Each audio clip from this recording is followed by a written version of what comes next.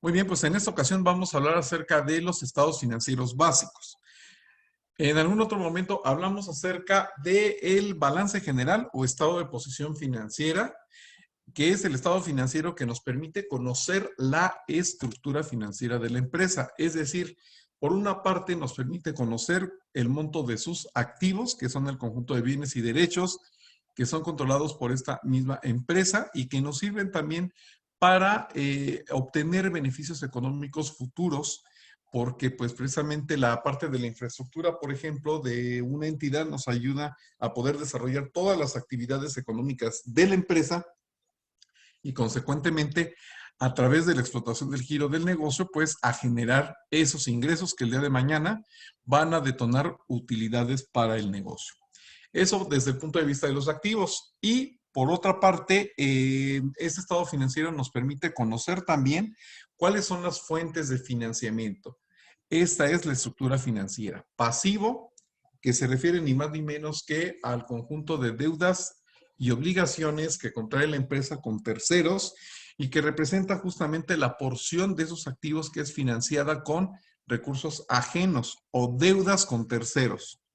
Como dice la presentación, representan también la salida de recursos a futuro que lleven incorporados beneficios económicos.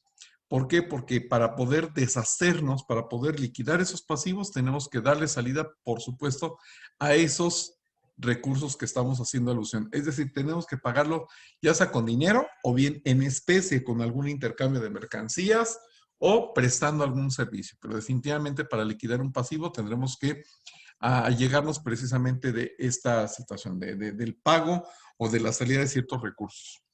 Y por último, hablamos también del capital contable, que era ni más ni menos que la porción de estos activos que es financiada con recursos propios. Es decir, está constituido por las aportaciones que nosotros los socios hacemos a los diferentes negocios y también a los resultados, es decir, a las utilidades y o pérdidas que se van generando con el devenir de los años. Eso en el balance general. En el estado de resultado integral estamos hablando ni más ni menos que del cúmulo de todos los ingresos que son las entradas de efectivo o bien en especie que nosotros adquirimos a través de la explotación del giro del negocio. Esto es mediante la venta de algún producto o la prestación de algún servicio. Eso de manera muy genérica. Y por otra parte también la relación de todos los gastos, que son todas esas inversiones y erogaciones que se hacen en la entidad y que tienen como finalidad la generación de ingresos a futuro. Decíamos, son inversiones que las empresas hacen en rentas, en servicios, en personal, precisamente para que esta empresa cuente el día de mañana con los recursos necesarios para poder desarrollar sus actividades comerciales y consecuentemente generar ingresos que más adelante se traduzcan en utilidades. Lo más representativo de este estado financiero es que nos presenta a través de la comparativa, es decir, de la resta de ingresos y gastos, el resultado del ejercicio, que no es otra cosa más que la utilidad o pérdida del mismo. Si prevalecen y son mayores los ingresos con respecto a los gastos, hablamos de una utilidad. Pero si por el contrario, los costos y los gastos son mayores a los ingresos, entonces estamos hablando de una pérdida del ejercicio. Eso a grosso modo es lo que nos representan estos dos estados financieros principales. Sin embargo, vamos a hablar acerca de los otros dos estados financieros que probablemente no son tan conocidos, pero que sí son una pieza fundamental precisamente para todos nuestros contadores. Por una parte hablamos del estado de cambios en el capital contable. ¿A qué se refiere este documento, este estado financiero? Bueno, pues tiene principalmente la encomienda de poder analizar los cambios que tiene las aportaciones y el patrimonio hechos por todos y cada uno de los accionistas. Es ni más ni menos que una especie de estado de cuenta que los contadores elaboramos para que los propietarios de negocio tengan un cabal conocimiento de cuál es el estado que guarda su patrimonio en la empresa desde que lo aportó hasta una fecha en particular.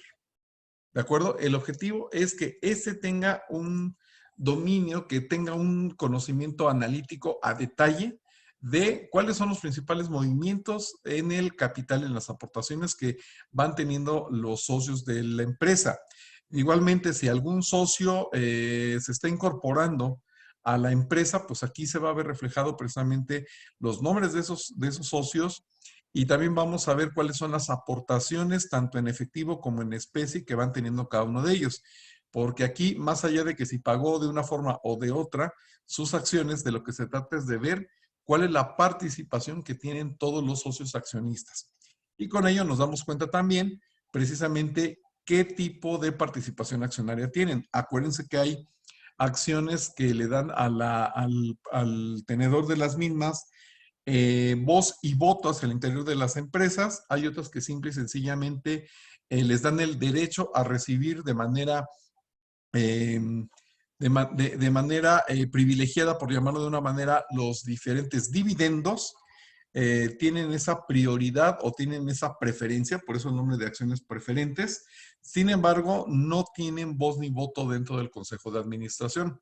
Entonces, también eso es algo muy importante. Si nosotros queremos conocer la estructura de cómo está configurada el capital social desde el punto de vista del tipo de acciones y quiénes son los propietarios, bueno, pues aquí, en este estado financiero, también podemos acceder a ese tipo de información.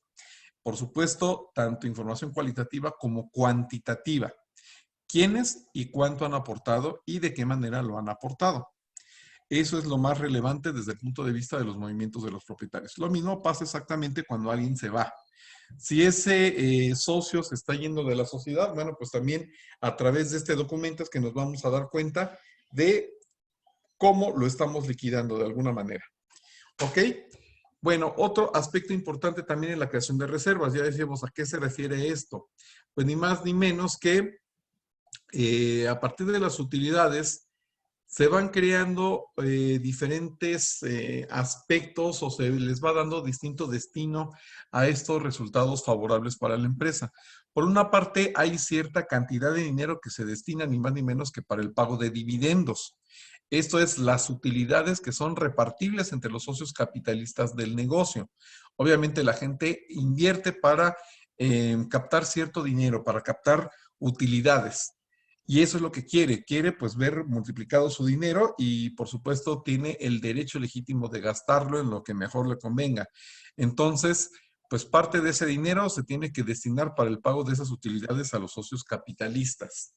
Pero también, por otra parte, hay dinero que se reinvierte dentro del negocio para el giro principal, lo cual por supuesto es bastante válido y bastante adecuado, porque justamente a partir de esa reinversión de capital es que las empresas logran crecer, logran desarrollarse y logran garantizar que van a contar con los fondos suficientes y necesarios para dar vida a otros proyectos de inversión a lo largo de la vida del negocio en marcha.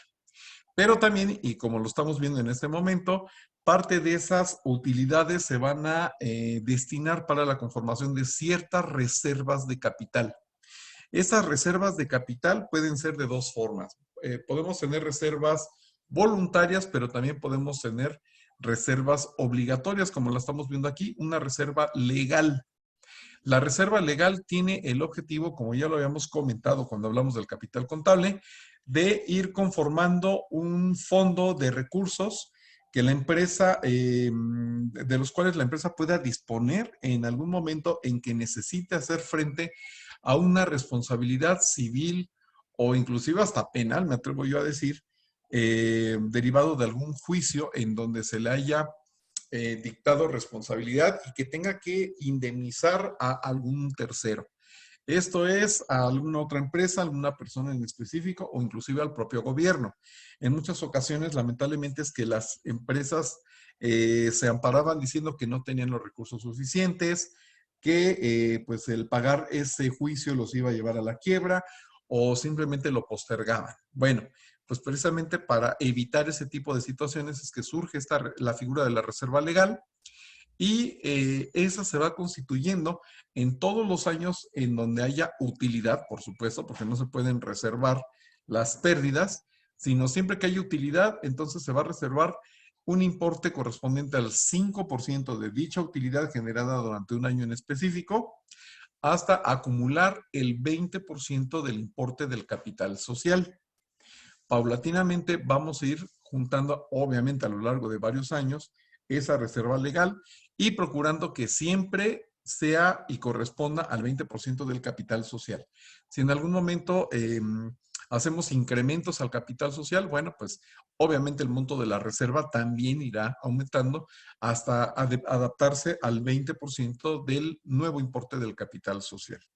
Pero así como existe esta reserva legal que es obligatoria para una sociedad anónima, que también es algo que debemos de aclarar, pues las diferentes sociedades mercantiles pueden llegar a tener también diferentes reservas que se vayan a considerar. Ya depende de las leyes, inclusive de cada país, porque eso es privativo para México. En algunos otros países probablemente la legislación contemple diferentes porcentajes, diferentes criterios también para constituir esta reserva. Y pues ahí lo importante es que cada quien mire sus leyes locales y pues de ahí se saque los datos precisos para cada caso. Decíamos, pero también existen otras reservas voluntarias y que son fondos de efectivo, también fondos de recursos que se van creando con la intención de darle vida a nuevos proyectos de la organización, a la sustitución, por ejemplo, de activos, a la adquisición de algunos otros, a la adquisición de ciertas maquinarias, por ejemplo, que de alguna manera se puedan utilizar más adelante para poder hacer frente también a alguna contingencia que se llegara a suscitar, por ejemplo, en localidades de nuestro país en donde empieza la temporada de huracanes, que en algunos casos abarca desde el fin de verano hasta fin del otoño, entonces nos llegan a golpear a veces bastante fuerte ciertas regiones del país, entonces pues hay que estar preparados ante alguna contingencia en donde se necesiten los recursos y por supuesto también frente a algún otro tipo de catástrofe natural, como pudiera ser un terremoto o un incendio, que digo, y eso ya no necesariamente tiene que ser catástrofe natural, pero pues sí hay que contar con esos fondos necesarios y también es deber del contador no solamente crear esas reservas, que en muchas ocasiones he visto que están muy ociosas en las empresas o se reinvierten en el giro del negocio, sino que también hay que procurar tener esas reservas invertidas en algún instrumento financiero, pues de mediano o de largo plazo inclusive, dependiendo de las características de esa reserva, y que estén pues generando los rendimientos adecuados, considerando el monto de las aportaciones y el plazo al cual se están invirtiendo. Eso es algo muy importante. No se trata solamente de reservar parte de las utilidades, sino también de invertirlas desde el punto de vista de la aplicación que se les va a dar a las mismas. Y bueno, pues aquí vemos un formatito muy sencillo, muy elemental, en donde se puede apreciar justamente ese estado de cuenta que estamos haciendo alusión nosotros. El encabezado, al igual que todos los estados financieros, consta del nombre de la entidad, la indicación de que se trata de un estado de cambios en el capital contable y por otra parte también el periodo. En este caso, ese periodo también es dinámico, ya que abarca un ejercicio en concreto. En este caso, para el 31 por el ejercicio del 31 de diciembre del 2010. Ahí vemos cuáles son los saldos iniciales, también cuáles son los principales rubros en donde hubo cambios en el capital contable. Por ejemplo, aquí vemos que hubo un incremento en el capital social y la disminución correspondiente a las aportaciones futuras. Eso quiere decir que esos 345,000 pesos que salen de aportaciones se protocolizaron, se emitieron las acciones ante notario y pues ya oficialmente forma parte del capital social.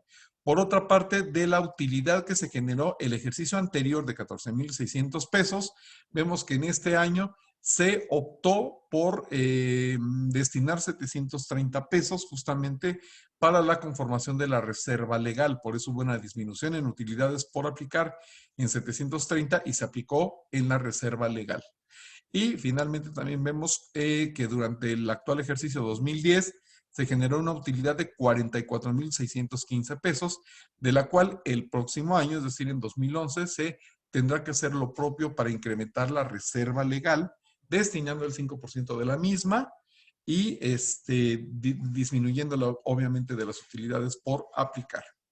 Y pues bueno, finalmente aquí vamos a darnos cuenta cuál es el saldo final que tendríamos nosotros en la suma de todas estas cuentas. Sumando esos movimientos vamos a tener un importe neto de 1.252.715 pesos, que nos tiene que cuadrar perfectamente bien con el rubro de capital contable. Al sumar las cuentas de capital contribuido, es decir, el capital social, que ya es la única cuenta que vamos a tener, porque ya no va a haber aportaciones para futuros incrementos. Ah, no, sí, todavía tendríamos un saldo de 268.500, perdón. Entonces, sumando capital social y aportaciones futuras, aportaciones para futuros incrementos en el capital, perdón, ¿sí? Más aparte las cuentas de capital ganado, es decir, utilidades por aplicar más reserva legal, nos van a dar 1.252.715 pesos. Como comentamos, básicamente ese es el objetivo de este estado financiero y también es parte del contenido del cuerpo del mismo. Y al igual que todos los estados financieros, también debe tener un pie con los nombres y las firmas de las personas que elaboraron, revisaron y autorizaron dicho estado financiero. Luego vamos a hablar acerca del estado de cambios en la situación financiera, que recientemente también ha adquirido el nombre oficial de estado de flujo de efectivo. Como muchos de ustedes saben, evidentemente habla acerca de lo obvio, los movimientos generados en el flujo de efectivo, movimientos de entrada y de salida de efectivo. Eso es algo muy importante, pero no solamente se queda en un simple estado de cuenta bancario, en donde nosotros veamos cuánto dinero entró y por qué conceptos, por supuesto, y cuál es el dinero que salió y en qué fecha y por qué conceptos. Sino que, como su nombre lo dice, el objetivo es que nosotros vayamos viendo esos cambios que se van suscitando en la situación financiera. Es decir, el que nosotros hablemos de el origen o la fuente de los diferentes recursos, de dónde estamos extrayendo los recursos y de dónde quiere decir básicamente que nosotros consideremos que las únicas fuentes u orígenes que se le pueden dar a los recursos para un negocio son tres. Esas fuentes son ni más ni menos que la propia explotación del giro principal del negocio, es decir, los flujos de operación, los que provienen acerca del negocio en marcha. Si hablamos de origen, bueno, pues el origen van a ser los ingresos en efectivo captados por las ventas de la empresa, ¿de acuerdo? Esos serían básicamente, o al menos los más representativos, ingresos que pueden entrar por concepto de operación. Pero también puede haber actividades de financiamiento. Como ya hemos comentado, las empresas también como una práctica muy recurrente obtienen dinero proveniente de créditos o de financiamientos otorgados por bancos, otras instituciones financieras o inclusive, por supuesto, también los propios proveedores y otros acreedores del negocio. Obviamente, estos dineros también se deben de aplicar para pues darle vida a las actividades del negocio. ¿Me explicó? Entonces, es importante considerar que la segunda fuente de recursos para una empresa son precisamente recursos ajenos, financiamiento, y sabemos que esos tienen un costo. Y por último, obviamente, y algo muy, muy, muy importante, serían los flujos de inversión, que se refieren ni más ni menos a todos aquellos recursos de financiamiento interno, provenientes precisamente de las aportaciones patrimoniales o bien inclusive también de los resultados de ejercicios anteriores, es decir, de las utilidades que se van reinvirtiendo en el negocio. Eso es muy importante que nosotros consideramos cuál es la fuente de los recursos. ¿Cuál debiera ser la primera o la más, pues no sé si la más importante, pero sí al menos probablemente algunas de las más esperadas? Bueno, pues esperaría que mucho del dinero que nosotros estamos manejando provenga de la operación. Es decir, que estemos moviendo adecuadamente y que el negocio sea autosustentable. Si vemos que esos flujos de operación prevalecen con respecto a los otros dos, creo yo que es una muy buena señal porque nos está diciendo que el negocio está teniendo la capacidad de solventar las actividades de la empresa, por una parte, pero sobre todo también está generando muy seguramente muy buenos rendimientos para los socios capitalistas. Y eso, por supuesto, también pudiera implicar que el día de mañana vamos a tener la capacidad de crecer y de pues podernos expandir adecuadamente. Otro en orden de relevancia pudiera o debiera ser precisamente el de inversión. Esos flujos de inversión pues también son adecuados porque definitivamente de que yo trabaje con dinero propio a que trabaje con dinero ajeno, pues es muy importante que lo haga con fondos propios, no prevaleciendo o no, más bien no únicamente con recursos propios, porque también es sano adquirir un cierto nivel de financiamiento externo, pero pues si vamos a generar plusvalía, que esa plusvalía, ese es mi punto de vista, mejor se vaya para los propios socios y no necesariamente para financiar o para pues capitalizar y hacer más fuerte a un banco o una institución financiera externa. Me explico entonces también, si yo veo que la porción de los proyectos que estoy financiando con recursos propios provenientes de la inversión prevalece sobre la de financiamiento, yo creo que también eso sería una buena señal que nos está diciendo que pues mucho del dinero que se esté generando en el negocio se va a quedar adentro del mismo y no va a ir a parar a los bancos para pagarles los intereses. Y finalmente, pues como ya podrán inferir, tenemos también las actividades de financiamiento. Por supuesto, es una fuente muy recurrida y socorrida de dinero aquí en nuestro país. Esas fuentes externas, esos créditos, esos dineros que adquirimos nosotros de un acreedor externo y que, pues bueno, si bien nos van a ayudar, nos van a socorrer, tampoco se trata de satanizarlos porque un financiamiento bien manejado, bien estudiado y bien considerado, por supuesto que puede ser muy benéfico. Lo que hay que considerar es cuál es el costo financiero que tienen esos dineros, porque evidentemente no son gratis. Entonces, si nosotros tenemos la capacidad de allegarnos de recursos económicos o considerablemente manejables, teniendo en cuenta también el nivel de rentabilidad que estamos teniendo, pues bueno, creo yo que puede ser algo bastante positivo. ¿Me explico?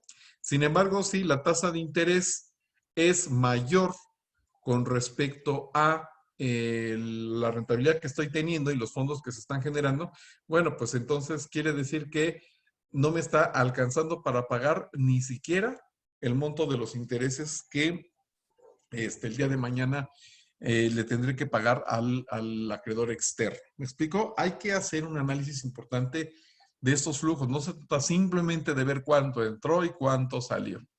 Obviamente, como licenciados en contaduría, nosotros tenemos la encomienda de llevar a cabo un análisis para mejorar esos flujos de efectivo, para conocer de dónde provienen los dineros que estamos manejando, sacar las proporciones de cada una de estas fuentes, por supuesto, y también tomar decisiones orientadas a buscar una redistribución sana y adecuada para nuestra empresa. Eso desde el punto de vista de el origen de los recursos, porque todas estas fuentes son los orígenes de los recursos. Pero, pues también, como obviamente podrás imaginar, es peculiarmente importante conocer no solamente esas fuentes de recursos, sino también hay que conocer las aplicaciones. El destino de esos recursos. Y las alternativas siguen siendo exactamente las mismas, ¿no? Es más, aquí lo vamos a semaforizar en colores. Vamos a ponerlas de operación en color verde porque son favorables. ¿Qué quiere decir? Bueno, si estamos llevando a cabo salidas de dinero precisamente para poder inyectarle recursos al negocio y que eso se traduzca ni más ni menos que en pago de sueldos, en pago de servicios, en pago de rentas, es decir, de todos los gastos de operación del negocio, pues está increíble. O sea, los gastos de venta y de administración me refiero. Está muy bien porque eso se hace con la intención, obviamente, de generar movimiento dentro de la empresa. Y eso más tarde que temprano se tiene que recuperar a partir venta de las mercancías o la prestación de los servicios. Es sano y es muy adecuado que yo tenga el dinero para poder moverlo en el giro del negocio. ¿De acuerdo? También algo muy positivo y por supuesto también me atrevo a pensar que es demasiado favorable es el hecho de que haya aplicaciones que ese dinero se destine también para ciertas actividades de inversión. ¿Y a qué me refiero con actividades de inversión? Bueno, pues ni más ni menos que a la compra de ciertos activos perdurables, lo que también coloquialmente se conoce como activos fijos. Que se destine dinero a sustituir mobiliario, a adquirir no sé, diferentes insumos que nos permitan el día de mañana desarrollar mis funciones como empresa de una manera también más, pues más adecuada, más atractiva para los clientes, ¿no? El que yo invierta en una flotilla, por ejemplo, al día de hoy, de equipo de transporte que me sirva como equipo de reparto para hacerle llegar a los clientes esa mercancía que pidieron online, por ejemplo. Habrá que recordar que a partir de la crisis económico-sanitaria del año 2020 causada por el SARS-CoV-2, pues cambiaron muchas cosas y entre otras de muchas fue precisamente el paradigma en cuanto a la manera de hacer negocios en el mundo. Y uno de esos cambios en los paradigmas implicó el cambio también en los canales de distribución, siendo precisamente la entrega a domicilio y las compras online uno de las principales herramientas tecnológicas que fueron empleadas para revolucionar los negocios, no solamente en México, sino en el mundo entero, por supuesto. Entonces, es importante y es muy adecuado que las empresas hagan ese tipo de inversiones, que se destine parte de esos recursos para el allegarnos de nuevos o mejores activos es pues bastante loable, bastante positivo, favorable. O también en instrumentos financieros, como lo habíamos comentado, ¿no? Es utilísimo que la empresa no solamente le apuesta a la compra de mercancías, que pues bueno, es bastante obvio, sí se necesita adquirir mercancías y por supuesto darle vueltas al ciclo de los inventarios, porque eso es a lo que nosotros nos dedicamos. Claro que sí, es muy importante, pero también es importante diversificar nuestras inversiones. No sé si me doy a entender. ¿Eso qué quiere decir? Bueno, pues que tenemos que invertir en diferentes instrumentos financieros que nos permitan diversificar nuestros riesgos, es decir, no poner todos los huevos en una sola canasta, sino que también podamos nosotros vernos beneficiados de la inversión en ciertos instrumentos financieros como las acciones, como por ejemplo pudieran ser los bonos gubernamentales o los bonos corporativos y que ocasionalmente nos representan muy buenas opciones de inversión. No sé si me doy a entender. Eso, pues por supuesto, se los recomendamos bastante, que lo analicen, que lo estudien perfectamente bien, porque pues tristemente hay muchas empresas que no consideran estos flujos de inversión como prioritarios. Y bueno, por último, y no menos importante también, estamos hablando, y eso lo vamos a poner en color amarillo, de los flujos de salida para actividades de financiamiento.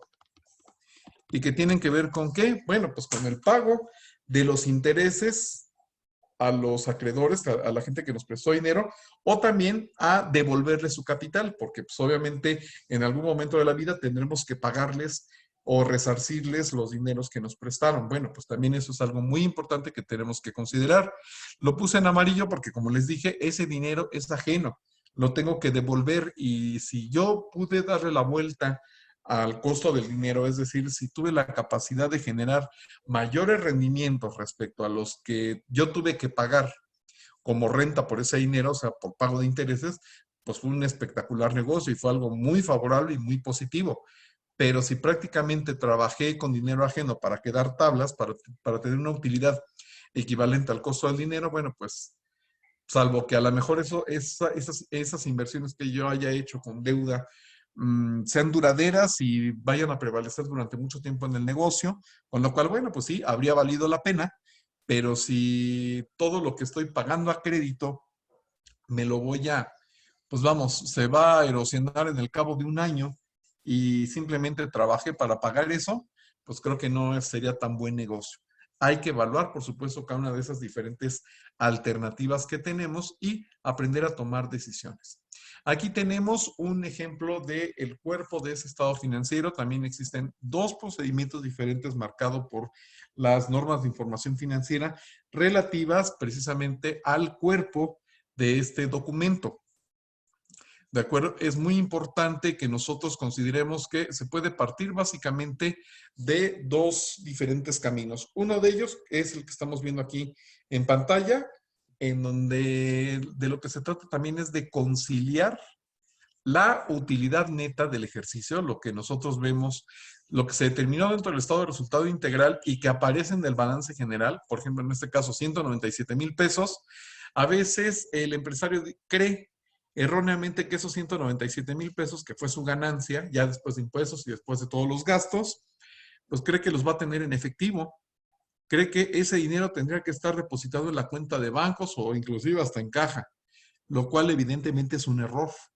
¿Por qué? Porque a ese dinero habrá que sumarle y o restarle precisamente el impacto de todas las actividades de operación, como lo tenemos aquí, financiamiento e inversión.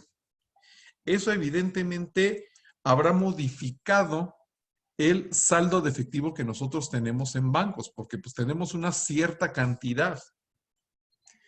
Por ejemplo, aquí lo que nos dice que al inicio del periodo nosotros teníamos 725,000 pesos.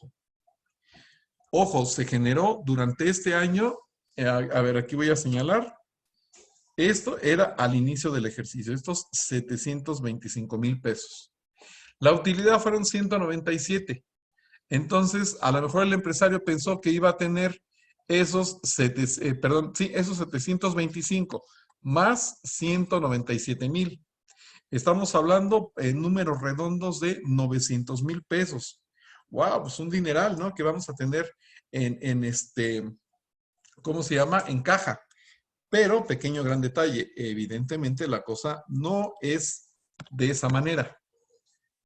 ¿Por qué? Ahí es donde entra toda esta conciliación. Por una parte, vamos a considerar el impacto de depreciaciones y amortizaciones, que son las llamadas partidas o gastos virtuales. Se llaman partidas virtuales porque si bien se consideran un gasto, estos no implican ningún tipo de salida de efectivo. Entonces, a esa utilidad, 197,000, le sumamos el importe de las depreciaciones y amortizaciones y nos da un importe de 390,000. Es decir, hasta ahí diríamos, wow, entonces tengo que tener un montón de dinero en bancos. Sí, pero espérame tantito, porque dentro de las actividades de operación tuvimos estos movimientos. Es ahí donde vemos básicamente los movimientos del giro del negocio, el aumento de clientes, disminución de inventarios, etcétera, etcétera, etcétera.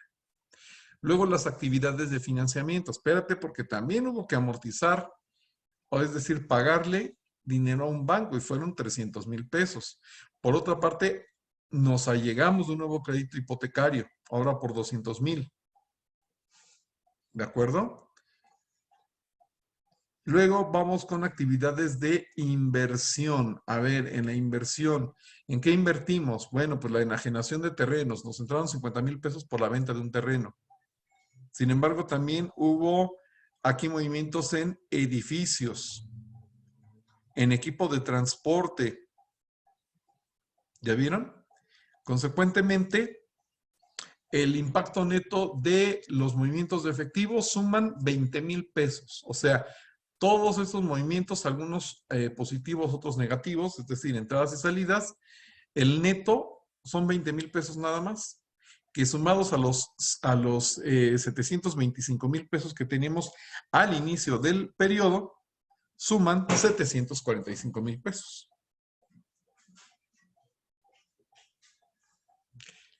¿Estamos de acuerdo? Aquí tenemos pues otro ejemplo precisamente acerca de ese estado financiero. Les decía yo que también, por otra parte, el otro procedimiento implica partir al revés, es decir, partiendo del saldo en efectivo, cómo pudiéramos llegar precisamente a estructurar la cuenta de utilidad del ejercicio, haciendo el camino exactamente contrario. ¿De acuerdo? Bueno, pues como se pueden dar cuenta, ese estado financiero es bastante útil, bastante interesante y pues también es mucho más allá que simple y sencillamente ver entradas y salidas de dinero en efectivo. Es mucho más, porque tenemos que ver y que analizar cuáles fueron las fuentes de ingresos para nuestro negocio y cuáles son las aplicaciones o destino que le estamos dando a los diferentes dineros. Bueno, pues hasta aquí esta explicación y esta sesión y nos vemos más adelante en la próxima.